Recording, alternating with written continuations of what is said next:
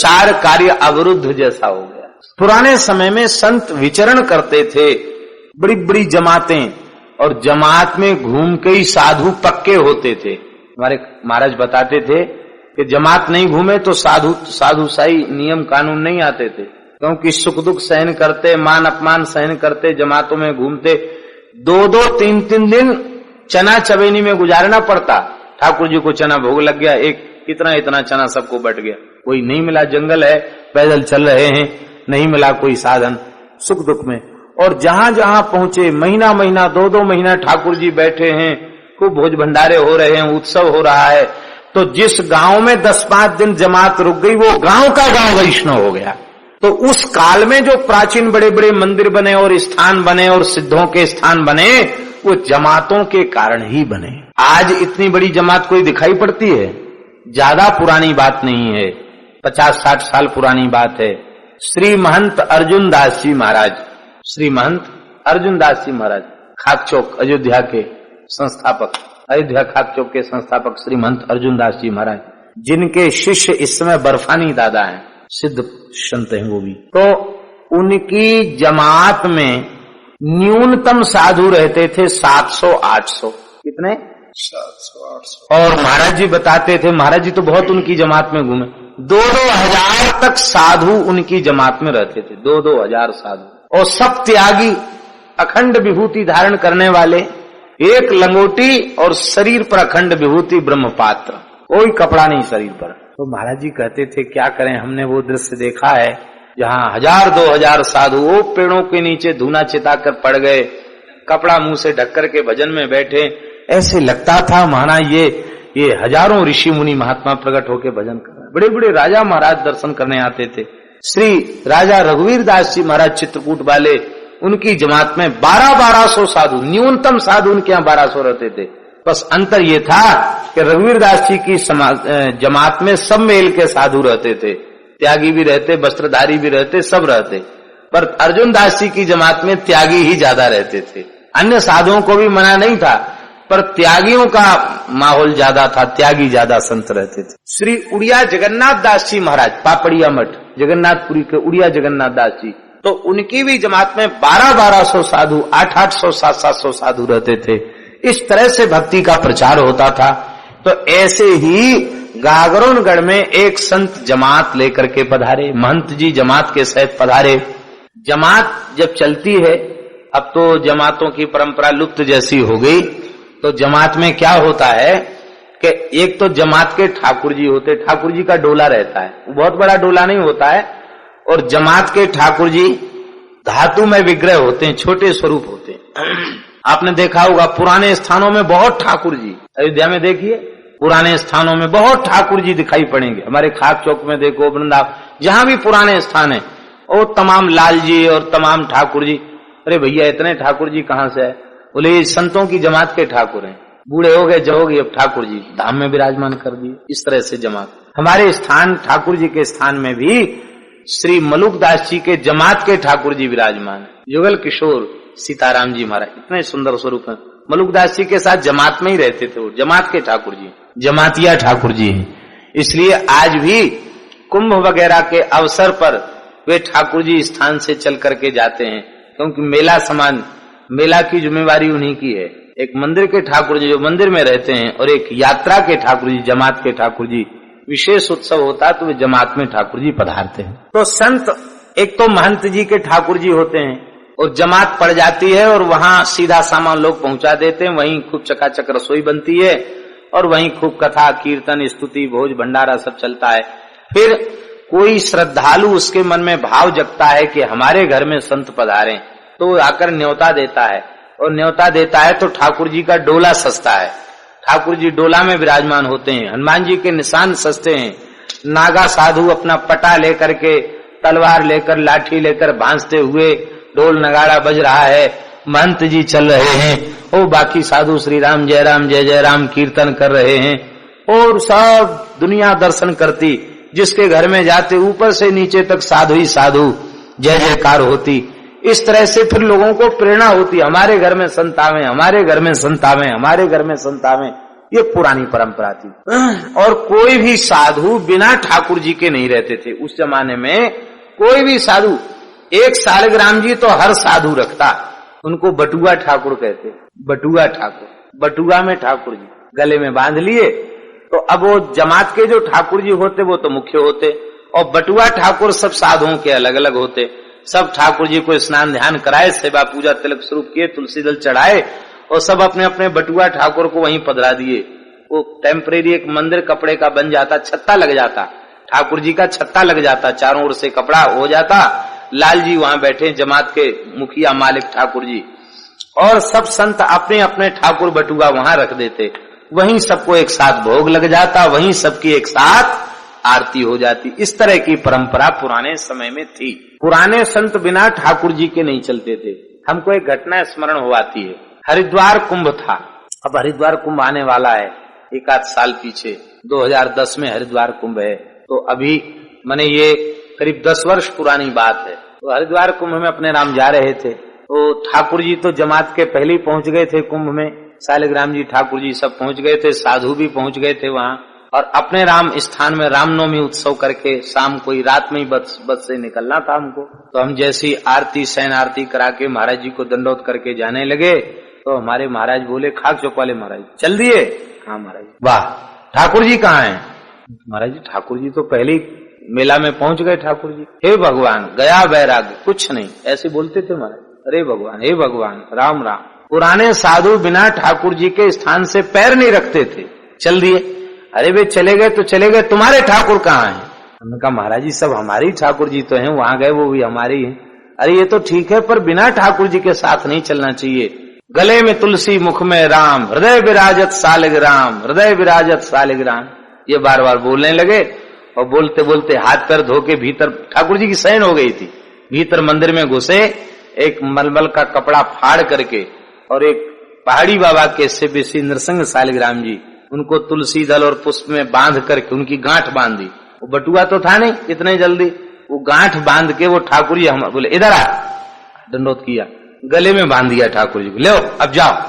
पुराने साधु ऐसे ही चलते थे, ठाकुर जी को गले में रहना चाहिए, ठाकुर के साथ जाना चाहिए, ठाकुर के पीछे जाना चाहिए, अकेले क्या जाना, ठाकुर जी लेके जाओ। वो गुरुदेव भगवान ने ऐसे गले में ठाकुर जी बांधे कि ठाकुर जी गले पड़ गए। अब उन ठाकुर जी के बिना हमको अच्छा ही नहीं लगता, भले ही सेवा पूजा न कर सकें, पर ठाकुर जी वे जो कंठ में बांधे थे अभी भी वे कृपा करके विराजते हैं, हम उनके साथ ही रहते हैं। हरिशरणम। तो पुराने संत इस तरह से सब ठाकुर जी को लेके चलते थे। साधुओं का चलना अब तो सूटकेस अटैची और थैला वाले साधु हो गए, और पुराने आसन बांधा और खोही, आधा इधर सामान लटक जाता, आधा इधर लटक जाता, कंबल चद्दर बांधा और साफी से कमर में बांध लिया, कहीं कमंडल लटक रहा, कहीं चिपिया लटक रही। पुरानी कहावत, साधु चले कैसे, कटहर फरे जैसे। साधु चले कैसे, कटहर फरे जैसे। कटहल फरता है, जड़ में निकल आया, डाली में निकल आया, ऐसे ऐसे गोल गोल, ऐसी कहीं लोटा लटक रहा है, कहीं कमंडल लटक रहा है, कहीं गले में ठाकुर जी लटक रहे हैं, पीछे बस्ता ग्रंथ लटक रहे हैं। इस तरह से साधु चले कैसे, कटहर फरे जैसे। सब संत ऐसी जमात, क्यों अपना सामान अपने लेके चलते, दूसरा कौन, कोई कुली, हम लोग तो कुली का सहारा देखते, सामान इतना हो जाता कि कुली का मुंह देखना पड़ता है। पुराने संत सामान भी बहुत अधिक नहीं, जितने में निर्वाह हो जाए उतना। कैसे होते थे महात्मा, बहुत यात्राएं की खाक चौक वाले महाराज जी के साथ। एक अचला शरीर पर, एक ही लंगोटी, एक ही अचला और एक ही साफी।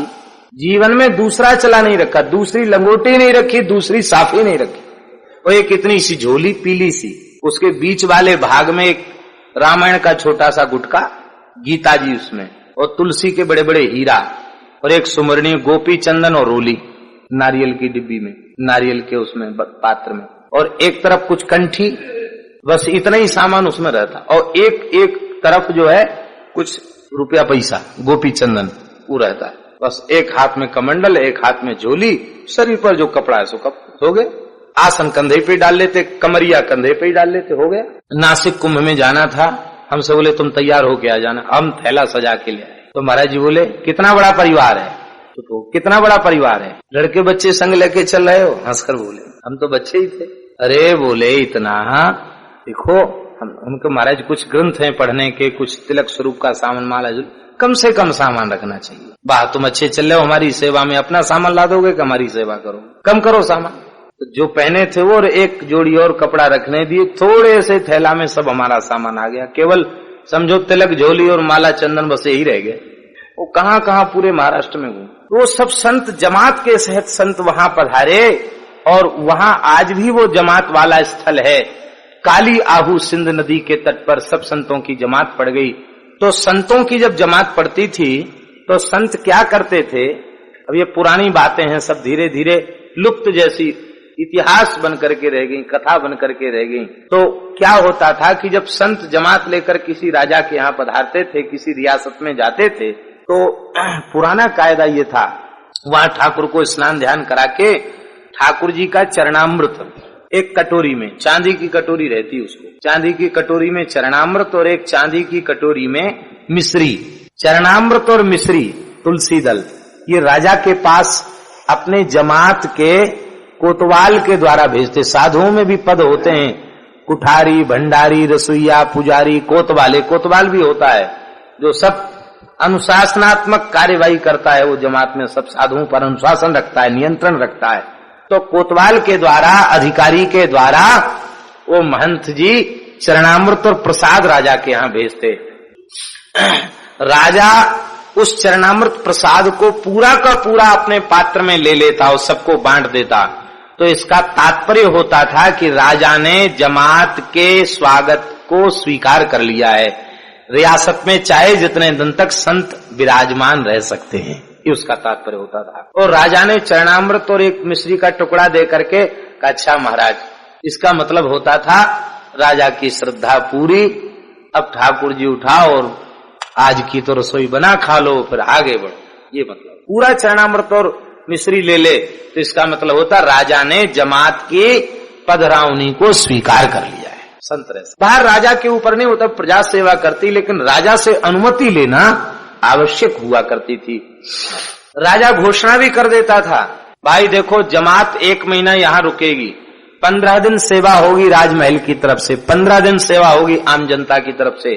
तो जब राजा राजकीय सेवा होती उसमें आम जनता को प्रवेश नहीं मिलता था, और जब आम जनता की सेवा होती थी तो राजा की सेवा उस समय साधु स्वीकार नहीं करते थे। ये पुराने परंपराएं थी। तो श्री पीपाजी महाराज के निकट संतों ने चरणामृत और मिश्री भेजी, पीपाजी ने उसे स्वीकार कर लिया।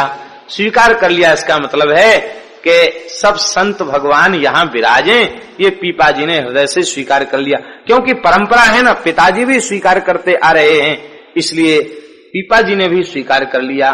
किंतु आयो पुर साधु सीधो दियो जोई सोई लियो। चरणामृत प्रसाद लेकर के जमात की पधरावनी स्वीकार करके पीपाजी ने कहा भैया ये साधुओं की जमात आ गई है, सीधा सामान दे दो। तो स्वयं चलकर संतों का दर्शन करें, प्रणाम करें और विशेष रूप से कहें कि अब संतों को किसी चीज की कमी नहीं होनी चाहिए, ऐसा कुछ नहीं कहा। बोले साधुओं को सीधा सामान दे दो। इसी बात को इंगित करते हुए प्रियादासी करें दियो जोई सोई लियो। संत इतने सरल और सीधे होते हैं कि राजा ने रूखा सूखा आटा, दाल, चावल जो कुछ भी दे दिया, घी भी थोड़ा बहुत दिया और स्वीकार कर लिया। साधु तो महाराज बड़े विचित्र होते हैं, आप लोग तो जानते नहीं हैं। हाँ, जब किसी संत महंत के यहाँ जमात आ जाए, त्यागियों की विशेषकर जमात, तो कहेंगे हम अपना रसोई बनाते हैं, अपना भोग बनाएंगे। तो सीधा सामान महंत को देना पड़ता है, और उसमें कहीं घी कमती हो गया तो 50 गाली सुननी पड़ती है। आटा कम हो जाए पर घी कम नहीं होना चाहिए। लोग कहते हैं घी साधु को जीव, जीव जीव मन प्राण। हमारे श्री हरे राम बाबा थे, महीनों तक पाव भर घी तो ऐसे ही रोज पी जाए उनको कुछ नहीं होता। विचित्र महात्मा। तो संतों को रूखा सूखा सीधा सामान दिया गया, लेकिन वे संत ऐसे सरल महात्मा थे, कहते हैं कि उन संतों ने राजा ने पहले तो संतों से ये कहा कि जमात की पधरावनी अगवानी स्वीकार है, किंतु संत भगवान से प्रार्थना है कि वे प्रसाद पाएं, क्योंकि 40 मन अन्न का भोग देवी जी को लगता था, संत प्रसाद पाएं। संतों ने कहा कि राजन सूचना भेज दी, बोले हम लोग साधु हैं, हमारे साथ में ठाकुर जी हैं और हम लोग ठाकुर जी को ही भोग लगा के पाते हैं। जैसे पतिव्रता नारी अपने पति का ही प्रसाद ग्रहण करती है, अन्य पुरुष का नहीं, चाहे वह जेठ हो अथवा ससुर हो अथवा देवर हो, उसका भी जूठन पतिव्रता नहीं खाती। पति से भी पूज्य है तो भी वह उसका जूठन नहीं खाती। पतिव्रता का धर्म है वह पति की ही जूठन खावे। संत सब पतिव्रता नारी के समान हैं, वे भगवत प्रसाद ही ग्रहण करते हैं। बोले हम तो हमारे ठाकुर जी हैं, हम उन्हीं को भोग लगा के पाते हैं, हमारा कोई विरोध नहीं है, लेकिन घर साथ में ठाकुर जी हैं तो इनको भोग लगाए बिना नहीं पाना चाहिए। बहुत से लोग ठाकुर जी तो रखते हैं और भोग लगाने में आलस करते हैं, कहते अरे हमारे ठाकुर जी तो दूर से भोग लगा लेते हैं। तो एक तो ठाकुर जी भी रखते हो, ऊपर ब्रह्म ज्ञान भी छांटते हो, ये ठीक नहीं है। यथा देहे तथा देवे, हमको जैसे भूख प्यास लगती है, जब जब पानी की प्यास लगे ठाकुर जी को पानी पिला के पियो, यही समझो हमें प्यास नहीं लगी है। ठाकुर जी उपास्य और उपासक का चित्त एक हो जाना चाहिए, ये समझने में आवे कि ठाकुर जी को प्यास लगी है इसलिए हमको प्यास लगी है। एक महात्मा ऐसे थे, हमारे सुदामा कुटी के बड़े पुजारी, कम बीमार पड़ते थे, पर बीमार पड़ते बुखार आता तो ठाकुर जी को गोली का भी भोग लगाते। आप लोग मत लगाना, पर वो ठाकुर जी को वो कड़वी गोली का भी भोग लगाते। और क्या कहते, ये नहीं कहते हम बीमार हो गए, कहते हमारे ठाकुर जी बीमार हो गए भाई, गोली का भोग लगाना चाहते हैं। तुम्हारा आप बीमार हो गए कि ठाकुर जी? कहते ठाकुर जी और हम दो थोड़े ही हैं, एक ही तो हैं। उनको भूख लगती, हमको भूख लगती, उनको प्यास लगती, हमको प्यास लगती, उनको बुखार आता है, इसका मतलब उन्हीं का बुखार तो हमारे में आया है, कहां से बुखार आता हमको? तो ठाकुर जी को दवाई चटनी चूरन का भी भोग वो लगाते, कड़वी चीज का भी भोग लगाते। कहते ले गोली खाने की इच्छा है, ले खाओ गोली। बिना निवेदित कोई वस्तु स्वीकार नहीं करते, प्रत्येक वस्तु निवेदन करके वे स्वीकार किया करते थे। संतों ने कहा हमारा नियम यही है, हम अपने हाथ से रसोई बनाते हैं, रसोई बनाकर ठाकुर जी को भोग धराते हैं, वही लेते हैं। पीपा जी के पास बात पहुंची कि संत तो ऐसा बोल रहे हैं। अरे बोले कोई बात नहीं, सीधा सामान दे दो। राजा ये कहता कि बहुत अच्छी बात है, संतों से पूछ लो क्या क्या चीज की आवश्यकता है, कोई चीज की कमी न पड़े, बढ़िया से बढ़िया सामग्री भेज दो। तो राजा का इशारा पा करके मंत्री और सेवकगण वैसा ही कार्य करते। पर राजा ने कहा ठीक है, ये देवी जी का प्रसाद नहीं लेते, माता जी का, तो कोई बात नहीं, उनको सीधा सामान दे दो। जब ऐसा कह दिया तो रूखा सूखा सामान सीधा संतों के पास पहुंचा दिया गया। कहते हैं जैसे ही संतों के पास पहुंचा दिया, अब तो संतों ने यहां लिखा है, कहते राजा ने सीधा सामान तो दिलवा दिया, साधुओं को घी शक्कर की इच्छा थी भी नहीं। साधु किसे कहते हैं? बोले कभी घना घना, कभी मुट्ठी चना और कभी वो भी मना। कोई बढ़िया श्रद्धालु भगत मिल गया तो घना घना बाल भोग और राज भोग और उत्थापन भोग और शयन भोग, और कभी मुट्ठी चना और कभी वो भी मना। तीनों स्थितियों में जो एक रहें, संतोष करें, उन्हें साधु कहा जाता है। सुर साधु चाहत भाव, सिंधु तोष की जल अंजलि दिए। साधु भूखे भाव के, अन्न के भूखे नाही। साधु भूखे भाव के, अन्न के भूखे नाही। जो है भूखे अन्न के, सो तो साधु नाही। जो है भूखे अन्न के, सो तो साधु नाही। पुराने साधुओं की कहावत है, क्या? बोले साधु आए पाहुना, साधु आए पाहुना, मांगे 4 रतन। साधु पाहुना बन के आए, क्या मांगते हैं? बोले 4 रतन मांगते हैं। कौन कौन? साधु आए पाहुना, चाहे 4 रतन। कौन कौन? धूनी पानी साथरा, श्रद्धा सेती अन्न, क्या धूनी पानी साथरा, श्रद्धा सेती अन्न। धूनी खुले में रहते हैं तो लकड़ के लिए धूनी चाहिए, स्वाहा स्वाहा हवन करेंगे तो भी लकड़ी चाहिए। पहली आवश्यकता लकड़ी, धूना, धूना की व्यवस्था साधुओं की होनी चाहिए। फिर पानी, पानी खूब होना चाहिए, इसलिए नदी सरोवर कुआं के सारे संतों को रुकाया जाता। हमारे साधुओं में कहावत है, बुरा मत मानना, ये सब साधुओं की बातें हैं।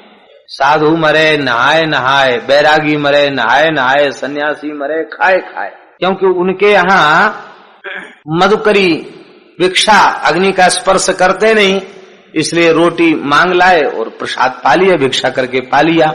तो उनके यहाँ खूब भिक्षा की रोटी रहती है, चाहे जितना पाओ कोई कमी नहीं। और बैरागी साधु रोटी मांग के खाते नहीं है। अब उन्हें अपने हाथ से बनाना पाना है तो ठाकुर सेवा करना, फिर हवन करना, फिर पूजन करना, फिर रसोई बना। तो प्रायः घूमने फिरने वाले साधु 24 घंटे में एक ही बार भोजन कर पाते हैं, 2:30-3 बजे प्रसाद पा पाते हैं, रात को ब्यारू की जरूरत ही नहीं रहेगी। अब फिर कितनी बार नहाना हो जाता सवेरे से उनका, बार बार नहाना, बार बार नहाना। धूनी पानी और कौन, साथरा, साथरा माने साथरी, घास फूस दे दो बिछाने के लिए, उसी पे अपना आसन जमा के सो जाएंगे, गद्दा तकिया नहीं चाहिए, साथरी।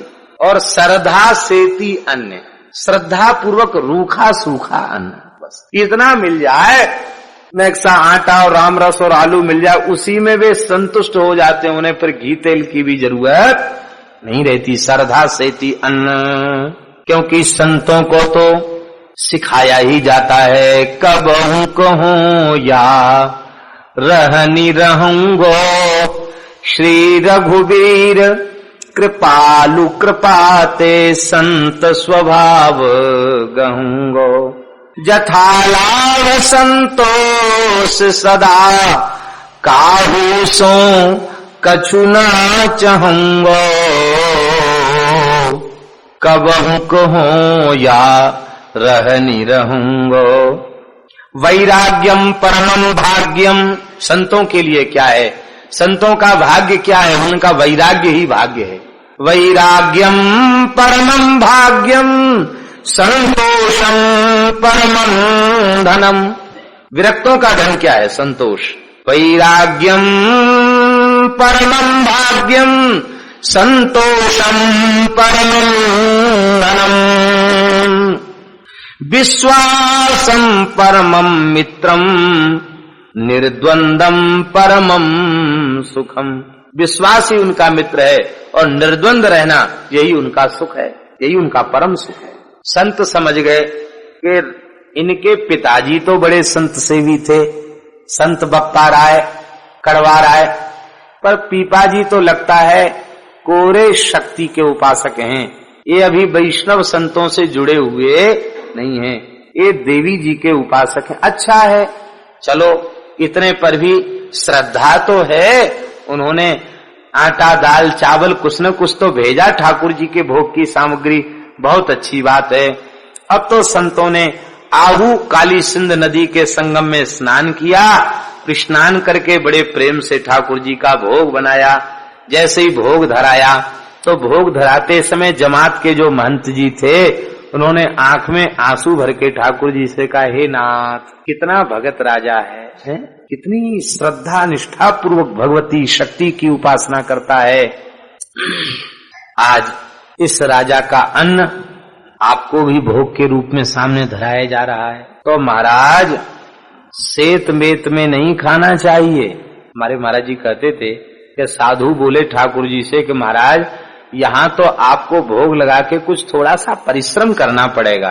ठाकुर जी से प्रार्थना कर रहे हैं, मन ही मन प्रभु से वार्तालाप हो रहा है। ठाकुर जी मन में बोले क्या परिश्रम करना पड़ेगा? बोले खूब प्रेम से राजा का भोग ग्रहण कीजिए, राजा के अन्न को ग्रहण कीजिए, पर भोजन का मूल्य आपको चुकाना पड़ेगा। ठाकुर जी ने कहा क्या मूल्य है? संतों ने आंख में आंसू भर के कहा अपना प्रेम, अपनी भक्ति राजा को प्रदान करनी होगी। ये इतना बड़ा देवी का भक्त है, यदि ये आपका भी भक्त हो जाए तो उसको जीवन भर की गई देवी की उपासना का फल मिल जाएगा, इसका जीवन जन्म सफल हो जाएगा। हम जो यहाँ एक रात रुके और प्रसाद पाया उसकी बुद्धि शुद्ध न हो, ये ठीक नहीं है। हे नाथ, आप इसको अपना शरणागत भक्त बना लीजिए।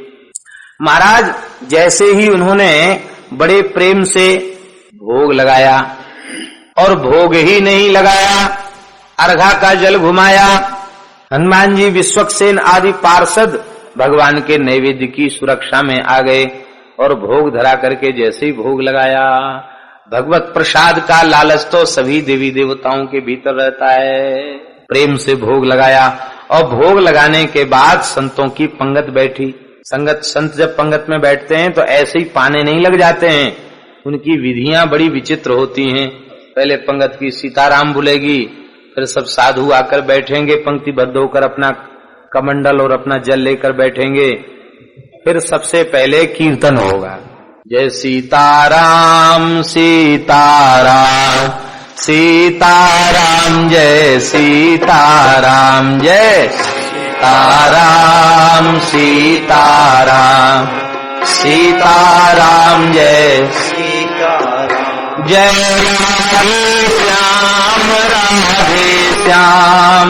राधे श्याम जय राधे श्याम, जय राधे